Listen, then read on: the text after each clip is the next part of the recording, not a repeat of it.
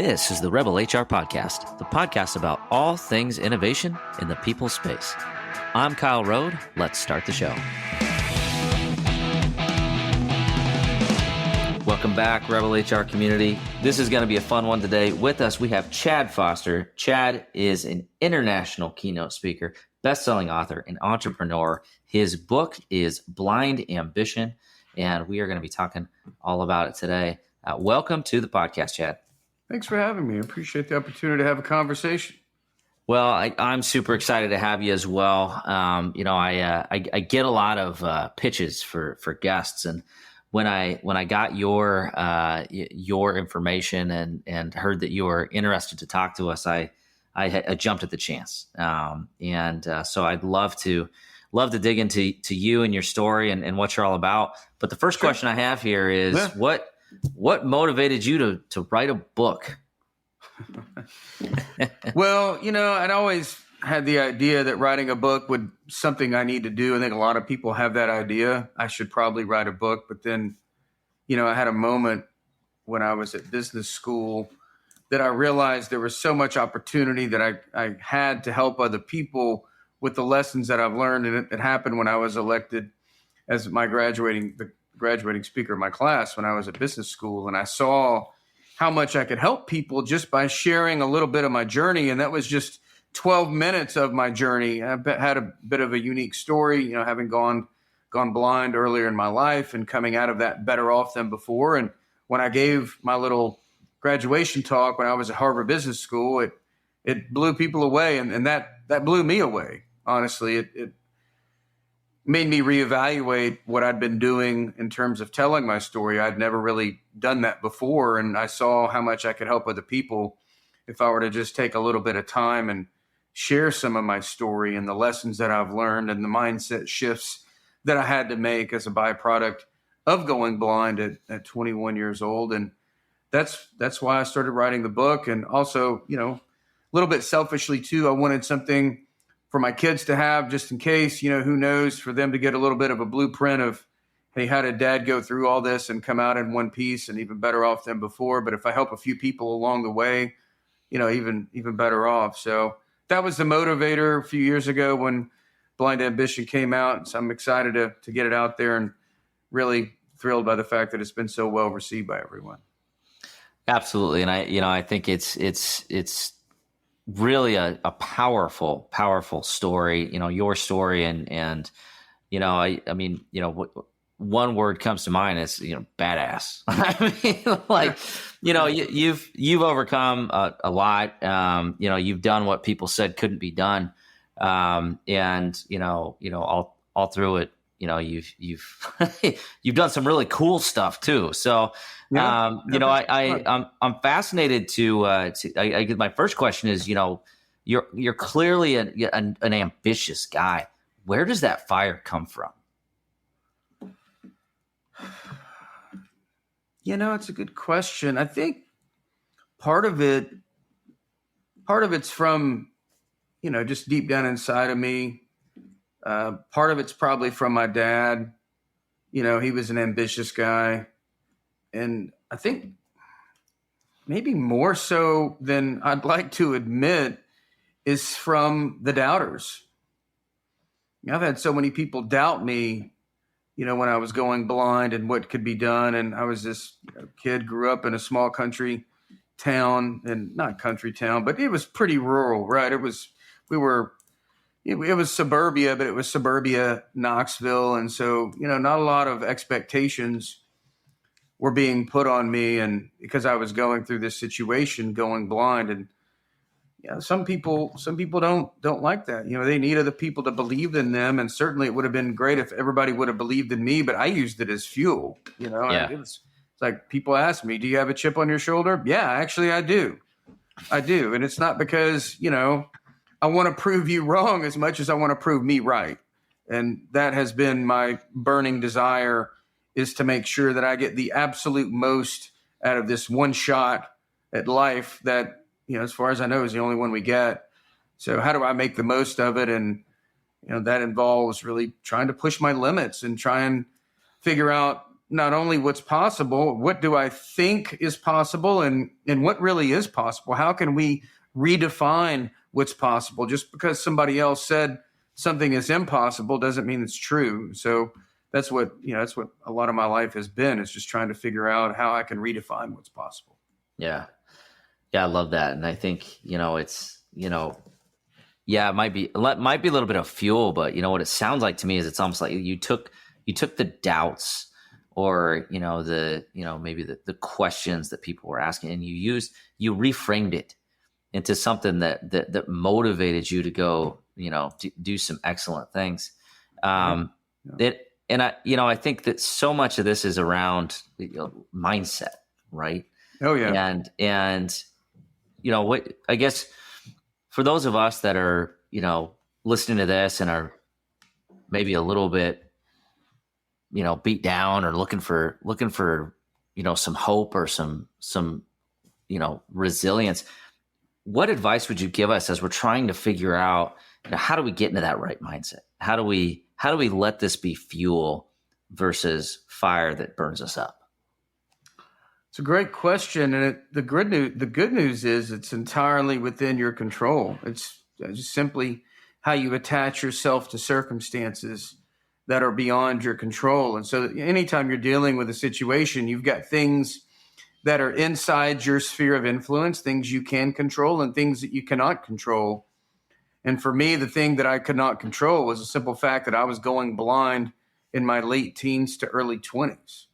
Nothing I could say or do would change the fact that I was going from living a life where I was driving a car and playing sports and doing all the things that most young men do, to suddenly being faced with the stark reality that I was going totally and completely blind and I would never see again. And, that was a pretty challenging time. And so I figured out over the course of time that I had to learn how to tell myself better stories about my circumstances. So you don't get to choose all of the facts of the situation you find yourself in.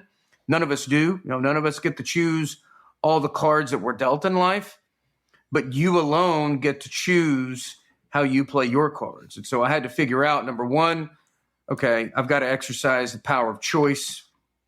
Number two, I've got to learn to tell myself the right stories, because I will become my stories. You will become your stories. We all become our stories. So you have to make sure you choose those stories wisely. Now, you can sit around and tell yourself stories that keep you trapped in a victim mindset, or you can choose stories that empower you to bounce back with a visionary mindset. And the beauty of it is the facts don't have to change. It's the way that you attach yourself to those circumstances, the stories that you tell yourself, that will determine whether or not you're approaching it with the mindset of a victim or the mindset of a visionary. And so recognizing that you do have the choice, exercising that choice, telling yourself the right stories. Third thing that's really important is visualizing greatness. And sometimes we have to visualize greatness even in unfavorable circumstances. I had to figure out how to make blind look good. And I know that's like a little tongue in cheek, and it's by design a little tongue in cheek, but if you could never reimagine greatness, even in your unfavorable circumstances, how can you ever move towards acceptance of those circumstances, let alone thriving in those circumstances? And so we have to visualize greatness and things that we can't control. How are we attaching ourselves to those things? What are the stories we're telling ourselves? And how do we make them work for us instead of against us? And, the other thing that's really important is realizing that at some point, mindset has to meet action. So you can have the right mindset, but at some point, you've got to face your fears. You've got to do the hard work, and you've got to lean into the uncomfortableness of it. I call it getting comfortable with discomfort. It's really where growth and innovation take place, because if you're never getting outside of your comfort zone, then you'll never grow. It's, comfort zones to me are another word for complacency. And so no growth, no innovation ever comes out of people's comfort zones. And so how do you do things? What do you do regularly to keep yourself out of your comfort zone so that you can continue to try new things, to experiment, to find creative ways of doing things, to have that innovation mindset so that you can continue to grow over time? Absolutely. And, I think it's, makes sense that the comfort zone doesn't drive innovation. But so often we're driven to that as humans, right? Like Yeah. you get like inertia is really powerful, right? Like Yeah. you just Yeah. well, I really should learn how to go do that, but I'll start tomorrow because Yeah. Today's hard. today's hard. Today was a hard day. I'm not going to do so. Yeah. Yeah. So yeah, and it's really, first of all, I just want to say, a really inspirational story to hear how you've reframed something that I think anybody would say was potentially traumatic, right? Yeah. Losing your eyesight as a young man, looking at adulthood, right? But you turned it into dare I say, almost a gift, Yeah. right? And now you're using that to help other people overcome that. Yeah. So yeah, that's a mental model that I think many people wish that they had, but just quite frankly don't. So Yeah. for those of us, and myself included, that maybe struggle with this kind of this day-to-day inertia and this tendency to fall into a comfort zone, what advice would you have for us to kind of to step outside of that? And how do we start to build that kind of that muscle memory or that mental model so that our comfort zone actually becomes finding this area of growth? For me, I do something, and I'm a little, maybe a little bit unusual at this point. I guess my life has been such an experiment of living outside of my comfort zone. Everything in my life has been uncomfortable for a long time. Going blind, not so comfortable. Bumping into stuff, hitting myself on, an object, a pipe, whatever. I was at the hospital so much they questioned both me and my parents in separate rooms because they thought they were abusing me. We pretty much had our own parking spot there when I was a kid, and then going totally blind, getting a dog, and walking into university classrooms, not very comfortable. And so you do all these things, and you go into job interviews and boardrooms and travel all over the world. Just me and a seeing eye dog's pretty uncomfortable. And so now I've just continued to edge out of my comfort zone. At 38 years old, I thought it'd be a good idea to learn how to downhill ski. So now, we regularly go and ski black and sometimes double black diamonds. And I started training Brazilian jiu-jitsu 3 years ago. I've got my purple belt about 6 months ago.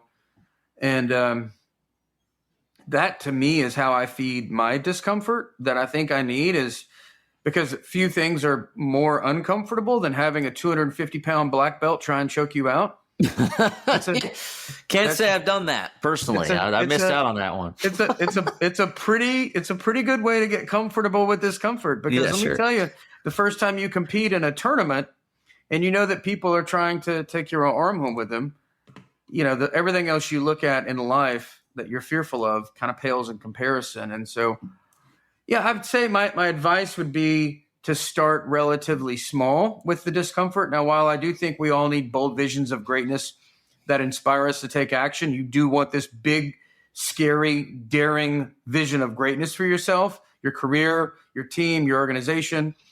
But at the same time, your first step outside of that should not be big, bold, and scary. It should be incremental, uncomfortable, but also doable, and what happens over time is that you start to realize that you're capable of more than you thought. And you do that by demonstrating to yourself these small successes over time. And, these small successes breed confidence, and confidence creates more action. And it's the action that creates the outcomes. But you start stacking those together over time, and those tiny little wins just start piling up. And before you know it, you've moved, look at where I was 25 years ago with the poor me victim mentality, wasn't sure how I was going to even get out of college.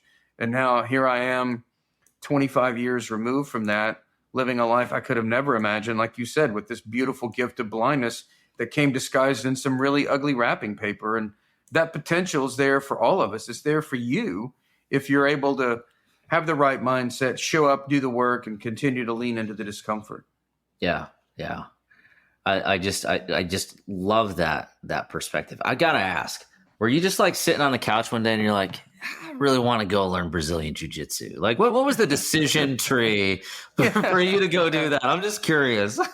Well, honestly, it started off in a pretty good place. It was, I wanted to spend time with my kids because I can't teach them how to shoot a jump shot anymore. I used to play a little bit of basketball back in the day, but my jump shot is not nearly as good as it used to be, being totally blind. I wanted something to do with the kids, and I can't teach them how to shoot a jump shot anymore, but I can teach them how to defend themselves. And so we all enrolled in Brazilian Jiu-Jitsu, and we started taking that. And I just wanted something to share with them, some activity. And so now we'll go down to the basement. We'll have a self-defense day, and we'll do some technique, and we can share in that. And honestly, nothing makes me happier or prouder than when our two kids pile on me in the kitchen floor, like both of them trying to choke me out from different angles. It's a pretty cool thing. But I got into it because of them and to spend some time with them, and I ended up getting hooked on it. It's pretty addictive, actually. It's a lot of fun. It's like playing chess with your body, dealing with other competitors, and it's hard to really put into words the camaraderie that you build with people when you train going up to the line of injury so close every day, and the respect and, the love that you have for the people who are pushing you to be better, because, iron sharpens iron, and it's hard. It's not for the faint of heart. It's hard, but you learn that you're capable of more than you thought. And it teaches you a lot, actually. It's a great metaphor for life, because a lot of people get scared, and what do? They want to run away from the fear. Well, jiu-jitsu teaches you actually need to move towards the fear. You need to lay down in the fear, settle into the terror, just, get really comfortable and relaxed when you're scared, which is a really hard thing to do at first, but it teaches you over time how to do that. And so that's a good thing, whether or not you're fighting somebody. Something at work or something in your personal life may feel like it's got you in a tight spot, but if you learn how to control your mindset, control your breathing, stay calm, look for the way out of the bad situation, then you'll find that it helps you not just on the mat, but everywhere in life. Yeah. Well, I think it's fascinating. And I think this is kind of an element of many martial arts, is so much of this is also about mental strength, right? Like you said, it's like chess. It's not about being big and strong and punching somebody in the face harder than somebody else, right? It's actually the opposite of that, right? It's around using somebody else's like aggression and lack of mental strength against them to win, right? Which I think BJJ is like just, to me it's fascinating, and I love the tenets of it, because I think so much of it it's like it's principles for life. It's not just about beating people, right? And so to me it's fascinating that you, somebody who's kind of working on the journey of mental mastery, it chose this as one of the sports that you wanted to do. So I'm not overly surprised, other than I've got to believe it's a little bit challenging to not see. That is probably a little bit interesting to do this martial art. Well, I will say I am the only person at the academy where I train who's blind. Yeah. And I'll tell people, because I roll with people from all different skills, and I'll kind of joke, and I'll get like, somebody who's newish or whatever. I'm like, don't worry, I'm just a poor, helpless blind guy. Let's go. And then you proceed to show them what's up. That can't happen. That can't happen. It's one of those things. It's all hands on. If I were in a martial art that involved a bunch of striking, obviously it wouldn't work out well for me being a kickboxer, as an example. But grappling is entirely hands on, and so in some ways it's perfect to be able to do that. But to watch our kids do it, and what it teaches them about, all the things I said about fear and comfort zones, but also, if you're the kind of person who maybe you're talented, or you do well at school, or, you've got some athletic gift and you show up on the whatever football field or soccer field or whatever, and you can dominate.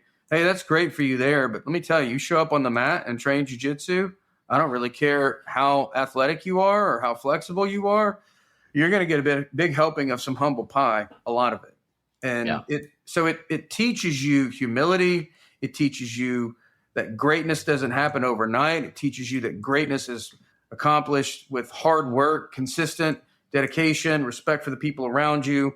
And it's as much about getting the people around you better as it is about getting yourself better, which is kind of remarkable. And, this having my kids realize that, hey, it's not about having the instant YouTube viral video or being a 22-year-old CEO. No, it's about showing up, doing the hard work, being consistent, showing up with the beginner's mind. Yeah, we all want to win, but winning isn't always more important than learning. Learning is the most important thing, because if you continue to learn, you will win. And so that's where, putting down the ego comes into play. A lot of people's ego gets in the way because they want to win, and they use their best techniques all the time, and they never experiment with new techniques, and so they limit their game. And so they'll stagnate like that. We all will. We'll all stagnate if we don't maintain the beginner's mind. And so jiu-jitsu teaches you to maintain that beginner's mind, to put the ego down, to do the hard work, respect the people around you, get everybody else around you better as you continue to get better. I just love the fact that we're able to do this for the kids so they can learn some of these values and this blueprint for life, so that they don't have to figure it out kind of how we did a little bit later on in life. They get to learn it at an early age. Yeah, I got to learn. I learned it a little later, but yeah, I wasn't as good of a student as hopefully my kids are on some of those things. You touched on something here, and I think it's kind of circled around in this conversation here, and you mentioned ego, and you mentioned about the stories that you tell yourself, and really kind of using those stories to drive yourself to success. I'm curious because it's a little bit of a I don't know, two-sided story here, where we talk about, like, you got to have positive self-image, and you got to use positive mental imagery, and tell these great stories, but you also need to make sure that you're not getting too egoic, and not like believing all of the hype. What advice would you have for us as we kind of grapple with the dichotomy of this positive self-image, but not becoming a point of kind of toxicity, if you will?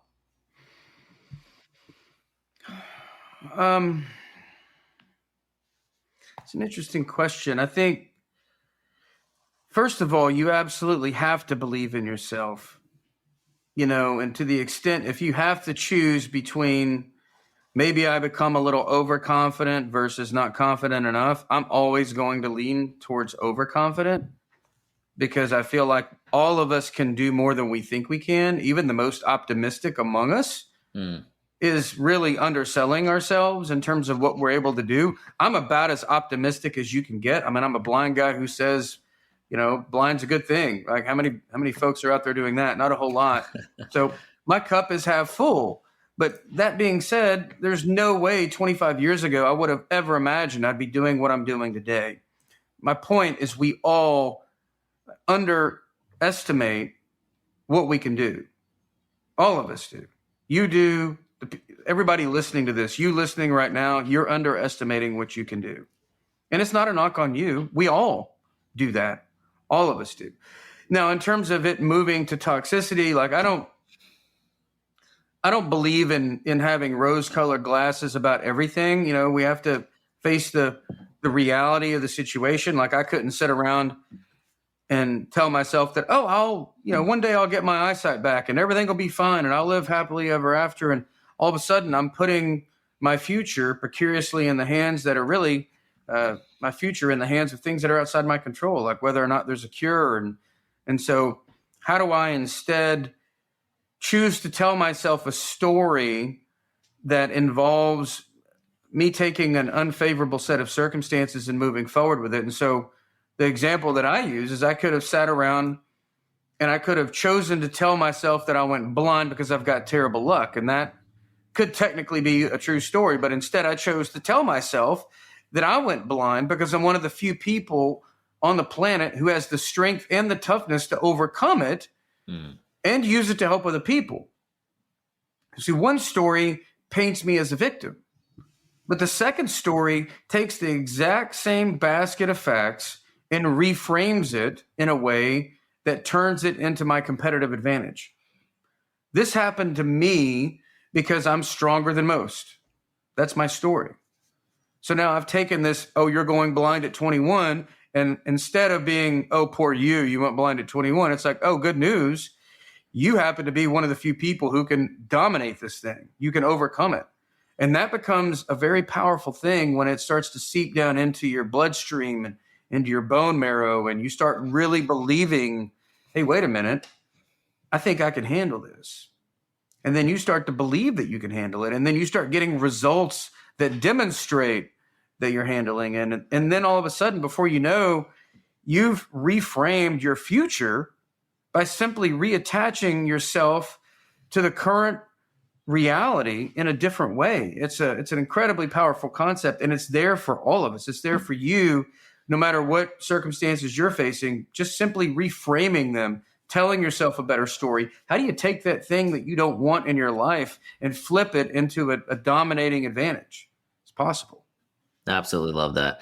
Yeah. And I think it's such an important distinction, right? And it's not about being overconfident, right? It's about being confident. And I love the, like if you look at all the research, it's like the most successful people are the optimistic risk takers, right? Like the ones that are generally going to assume that good things will happen and believe that good things will happen and take risks. And that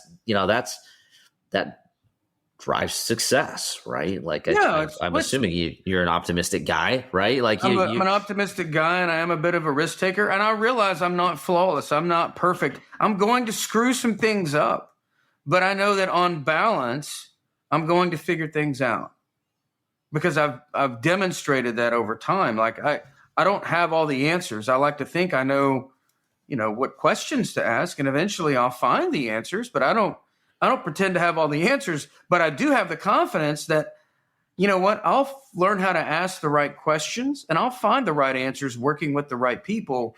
Eventually I'll figure it out. I may not know right off the bat, and maybe it won't be as quick as I'd like, but I'll figure it out one way or the other. Right. Yeah. I tend to, those are the people that I try to surround myself with, right? Because I want to try to like get that by osmosis, right? Like it's infectious, right? When you're around people that believe in the direction you're going, it's so much better than the trying to hang out with a bunch of naysayers. And I can't do it, man. Yeah, I'm with you. We are the average of the 5 people we associate with, and so you got to ask yourself. Are you hanging around people who are bringing your average up, or are they bringing your average down? Totally agree. Yeah. And I mean, there's so many situations where, I do think, circling back to where we started this conversation, I think people get complacent in that, with those people. You naturally will get comfortable with what you get used to. And if you allow yourself to get used to surrounding yourself with naysayers and negativity and people that have that victim mentality, whether you realize it or not, that's going to feel comfortable to you. And that's a hard question to ask yourself, but it's the reality sometimes. It becomes toxic. I can start to feel it before I feel it as much as I hear it, if that makes sense. I can be around people and I'll hear the words come and I'll just I don't know. I start to feel like I'm suffocating in a way, even though it's not my breathing, but it's like the energy is just dark.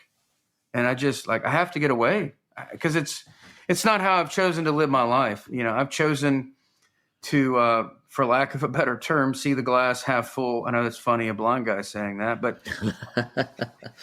but it's true. It's how I've chosen to see my life. And so all of us can easily find reasons to complain. They're out there, right? But how's that serving you?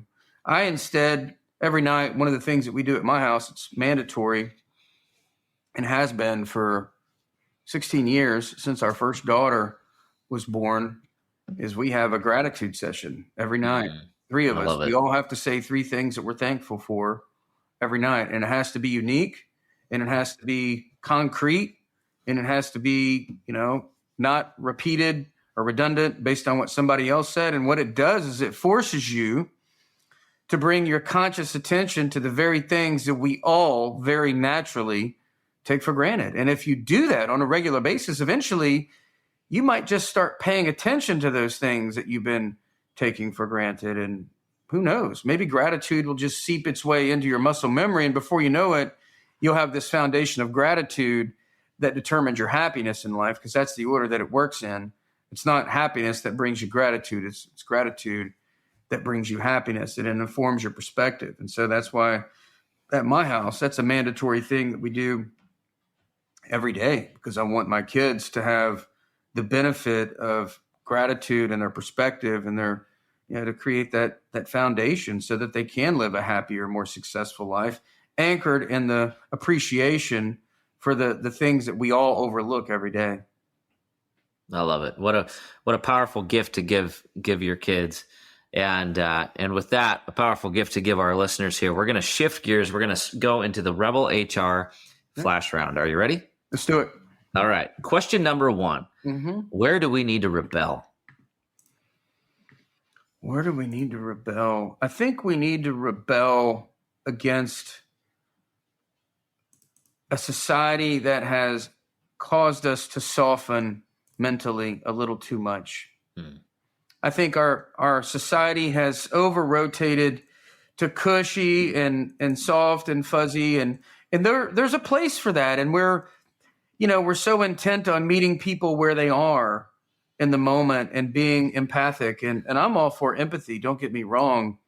But sometimes we need to hear what we're supposed to hear as opposed to what we want to hear. I'll give you an example.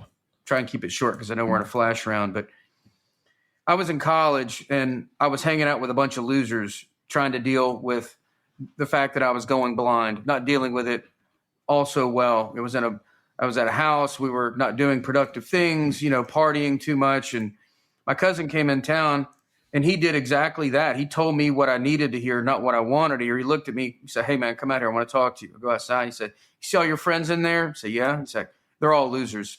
And if you hang around those guys, you're going to be a loser too. You need to get your head out of your rear end. Get it together." And you know what? You say that to some people today, they're like, "Oh, but you're not being empathic, and I'm going through a tough situation, and I'm going blind." Yeah, all that may be true, but I needed to hear it. Hopefully we're also fortunate to have people in our lives who will tell us the hard truth that we need to hear versus the warm and soft and fuzzy things that we all want to hear. Because at the end of the day, we need both. We need people who meet us where we are and are empathic and help us get over the hump and help us deal with the difficult emotions of some of the things that we're experiencing. But we also need the straight talk. We need people in our lives who care about us enough to have the difficult conversation, to say the things that are sometimes harsh, but they need to be harsh to pierce through the way that we've been doing things, that coat of armor that we have, that, it's our comfort zone and don't rock me out of my comfort zone. I think we need that. And that's the way I'd like to see us rebel is, let's try and meet people where they are with empathy, but let's also tell them what they need to hear in a way that allows them to make the changes that they need to make to move forward. Yeah. I love that distinction. And I think we lose sight that, empathy and compassion doesn't mean that we're just like wet noodles, right? You can still be empathetic and tell someone something that they don't like to hear. Yeah. You can still do that with compassion. Yeah. If anything, you might be giving them a gift. Absolutely, you are, especially if they know polite, right? If they know you're coming from a good spot and they know like you care about them and you make it very clear. The only reason I'm telling you this is because I care about you and I want you to know this. But delivering the hard truth, that takes more guts than just passing it along and going, "Oh no, everything's great," right? That's not caring for somebody. You really care about somebody's future. Have the hard conversation, say what needs to be said, get it off your heart. Right. All right. Question number 2, who should we be listening to? Who should we be listening to? I think there's a lot of wisdom inside of all of us. I think there's a lot of wisdom inside of you. I think you know you better than anybody. And so I wonder if there's not so much noise and so much distraction in our lives that we've tuned out the one voice that matters the most, and that's the one deep inside of us. And I think that's probably why I'm able to, I've been able to do a lot of the things that I've been able to do. It's because I'm not distracted by the constant stream of visual things that are going on everywhere you look, whether it's Instagram or any social media application or the images. It's just sometimes it's good to be alone with our thoughts and really understand what's going on inside of us. And if you're not making time for that, you're really missing out on probably your most reliable advisor, yourself. And so if you don't know yourself and what's really going on inside of you, how could you ever move towards where you want to be? Because we're all dealing with this stream of disruptions and notifications and all these things. And that's why I think, having real vision, when I talk about having a visionary mindset, it's not by looking at what's going on around you. It's by really examining what's going on deep inside of you. I love it. All right, last question. How can our listeners connect with you, and how can they get their hands on the book? Yeah, if they go to chadefoster.com/Rebel HR, we've got a landing page there for them so they can get some goodies. Got a worksheet there. And from there, that's my website. They can click on the link. There's a book tab there. They can see all the different places they can buy the book. It's on Amazon. It's on Audible and all the places where books are sold. But certainly, they can land on all those things from that one website, chadefoster.com/Rebel HR. It's got my social media handles. All that stuff's there. It's a nice one-stop shop to find everything they need. Absolutely. We'll have a link to that right in the show notes. Click in there, check it out. Chad, this has just been an amazing conversation. Thank you so much thanks for putting the book out there. Thanks for all that you've done to help people out there. You've helped our listeners today immensely. So thanks for doing what you do, man. Appreciate it. Absolutely. Appreciate you. Thanks. Appreciate it, Kyle. Thank you. All right. That does it for the Rebel HR podcast. Big thank you to our guests. Follow us on Facebook at Rebel HR Podcast, Twitter at Rebel HR Guy, or see our website at rebelhumanresources.com. The views and opinions expressed by Rebel HR Podcast are those of the authors and do not necessarily reflect the official policy or position of any of the organizations that we represent. No animals were harmed during the filming of this podcast. Baby.